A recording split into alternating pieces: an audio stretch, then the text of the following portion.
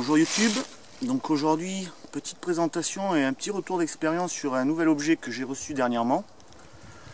Donc c'est un couteau qui vient de chez Forge Sauvage, que vous pouvez retrouver donc sur Facebook, une page assez dynamique où l'on voit étape par étape tout ce qui sort de cette forge au niveau couteau, etc. etc. Donc nouveau couteau que j'ai utilisé pendant 2-3 semaines dans la vie quotidienne, courante quoi, et puis lors de certaines petites sorties à la journée. Donc un couteau de lame fixe avec étui ou fourreau cuir, passant ceinture.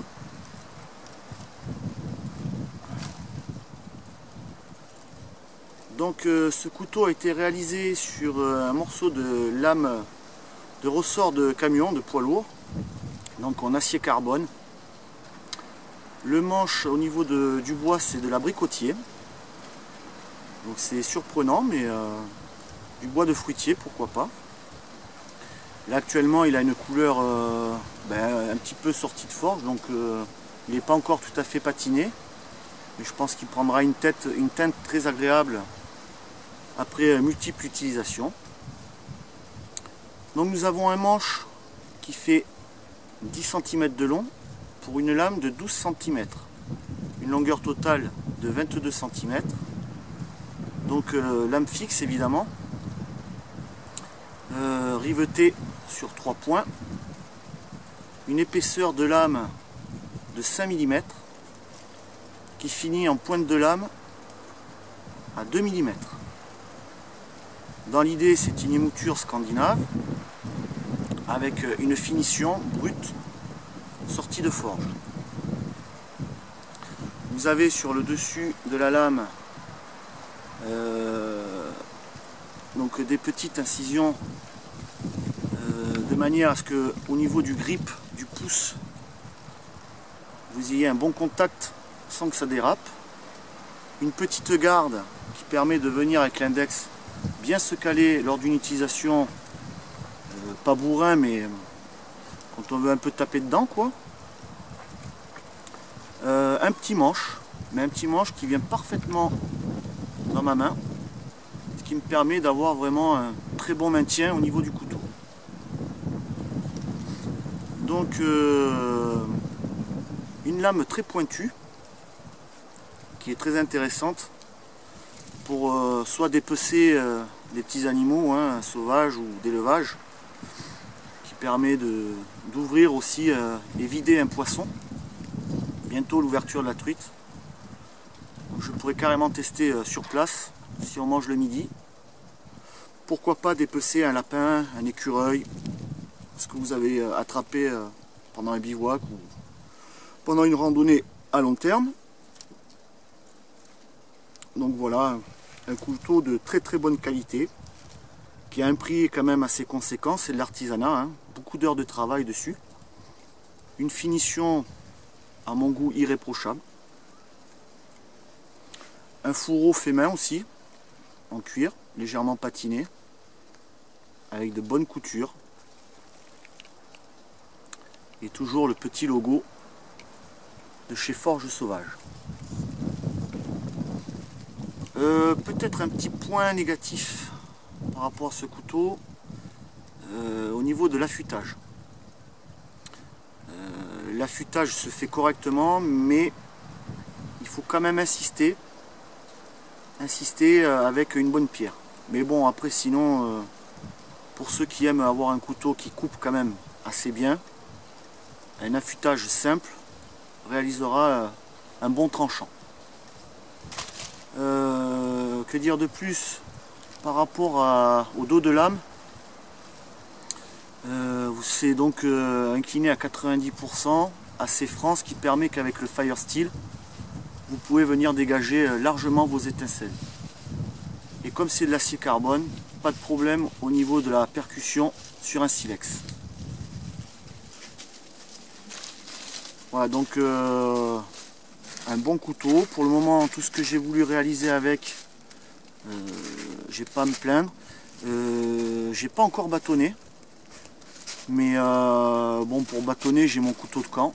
Mais après, pour tout ce qui est petit travail, etc., voire même création de petites allumettes, petits bois très fins, il n'y a pas de problème. Il fait le travail. Et puis, tout simplement, il a une gueule que j'aime beaucoup. Voilà. Donc après, ici, ben, c'est un classique hein, qu'on voit assez régulièrement sur mes vidéos. Donc, couteau industriel par contre. Hein. Couteau industriel avec un manche bois en olivier qui commence à bien se patiner depuis le temps que je l'ai. De la marque de chez Muela. Donc, une marque espagnole, hein, fabriquée en plus en Espagne. Là on retrouvera donc un acier inox. Toujours pareil avec une lame fixe. 5 mm aussi d'épaisseur. Pour un manche de 13 cm et une lame de 14 cm. Un total de 27 cm. Donc là c'est pareil, hein, vous avez au niveau du manche, c'est travailler de manière à venir avec vos doigts bien vous sécuriser au niveau du manche. Une légère petite garde ici qui permet aussi de travailler un peu plus en sécurité. Lui c'était un couteau industriel, donc ça a été simple pour affûter, c'est toujours la misère. Donc j'ai ôté avec la meule le fil d'origine, puis je suis venu élargir un petit peu le tranchant. Et par contre au niveau de l'affûtage, là il n'y a rien à dire, avec la pierre c'est tranchant direct. Hein. Donc dans cette vidéo, pas de bâtonnage, pas de refendage, pas évidemment d'abattage, etc. avec. C'est juste histoire de vous présenter un petit peu ce que je prends quand je sors. Voilà, une petite lanière en cuir. Et un fourreau qui était vraiment de qualité. Depuis le temps que je l'ai, il n'a pas bougé au niveau des coutures. Donc pas sans ceinture aussi. Avec ici une fermeture avec un clip classique. Bouton pressoir classique. Alors je sais que maintenant là, apparemment il y aurait Decathlon qui lancerait pas mal de petits couteaux de la marque de chez Muela. On en retrouve de plus en plus apparemment sur le site internet de chez Decat. Donc c'est une bonne surprise parce que c'est un couteau qui vaut de souvenir, il me semble, dans les 60 €. Et qui est vraiment de très très bonne qualité, de très bonne manufacture. Voilà. Ensuite, un de mes premiers couteaux, quand j'ai commencé à sortir un petit peu dans l'idée bushcraft. Donc un classique, hein, le Mora classique, original numéro 1, qui a maintenant bien vécu. Donc toujours pareil, hein, il me semble que c'est un manche de 10 cm pour environ 11 cm de lame. 2 mm d'épaisseur, et mouture scandinave évidemment. Et puis c'est un acier laminé. Acier carbone laminé, donc retravaillé, replié à de nombreuses fois pendant la conception du couteau. Bon, couteau industriel aussi, mais que tout le monde connaît au niveau de la marque. Et pour le moment, j'ai jamais vu personne de déçu. Alors c'est toujours pareil au niveau de l'entretien, un bon coup de nettoyage après utilisation. Moi j'utilise de l'huile d'olive, de temps en temps si l'utilisation était vraiment humide, dans un milieu humide, je mets de l'huile de fusil. Par contre au niveau de l'huile de fusil, attention, hein, après la prochaine utilisation, on nettoie toujours la lame. Hein, que l'huile d'olive ça va, c'est pas un problème au niveau de la consommation, mais par contre l'huile de fusil c'est différent. Hein. Donc vous l'essuyez, puis vous pouvez attaquer vos tâches ou si vous avez besoin de vous couper quelque chose à manger. Voilà, avec son petit fourreau en cuir qui commence à vieillir lui aussi. Voilà. Très bon produit aussi quand vous êtes en camp. Hein. pareil, hein, pour du petit travail c'est parfait, ou tout simplement pour manger. Voilà, donc du coup mon couteau de camp, un couteau intermédiaire que je pense utiliser vraiment bientôt tout le temps, et puis laisser un petit peu le Mora au repos, mais qui fait partie quand même des sorties parce que c'est une lame quand même beaucoup plus petite et un peu moins dangereuse pour du petit travail. Voilà, et pour finir, donc un inconditionnel des tables françaises, hein, un Opinel. Alors un Opinel entièrement en inox de la série effilée. Donc lui c'est tout simplement pour manger, hein, pour passer à table, cuisiner, couper des légumes s'il y a des légumes au repas en bivouac, etc. Petit couteau qui est très facile à aiguiser aussi, qui ne rouille pas et puis qui déçoit pas. Voilà, donc 4 couteaux que j'utilise maintenant, 4, vu que j'ai le nouveau, que j'utilise régulièrement et qui ne me déçoivent absolument pas pour le moment. Alors j'en profite aussi pour vous présenter vite fait le matériel avec lequel j'aiguise les couteaux. Donc là c'est un aiguiseur connu un peu de tous aussi, hein, très simple, hein, avec une petite partie biseautée métallique pour refaire un petit peu le fil, et une partie essentielle pour aiguiser au niveau de la finition de votre lame.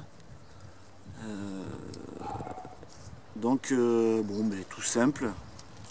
Pour le coup, c'est l'Opinel que j'utilise avec ce système d'aiguisage. Pour les autres couteaux, donc j'ai une petite pierre avec double grain, donc grain très fin, un grain un peu plus gros. Donc c'est pareil, je dégrossis, ensuite avec cette partie j'affine, et je finis avec cette pierre, une pierre du Levant. Pour les connaisseurs, c'est une pierre qui coûte assez cher, qui est très efficace pour la finition. Donc il reste encore de la poudre, hein. C'est une pierre que vous utilisez avec de l'eau, et puis vous venez au niveau de la lame créer des petits cercles dans le sens évidemment du fil, ce qui permet d'avoir un tranchant vraiment rasoir avec vos lames de couteau. Voilà, donc au niveau de cette pierre, c'est vraiment de la qualité, et si vous pouvez vous en procurer, n'hésitez pas, vous aurez une finition parfaite. Voilà, pour mars, normalement, on se retrouvera, c'est pas dit que je filme, mais il y aura certainement des photos sur ma page Facebook, peut-être quelques séquences vidéo quand même. Je pars dans le sud de la France, du côté de Perpignan, donc rejoindre quelques amis, histoire de s'aguerrir un peu plus dans la petite montagne catalane, et puis surtout passer un bon moment évidemment.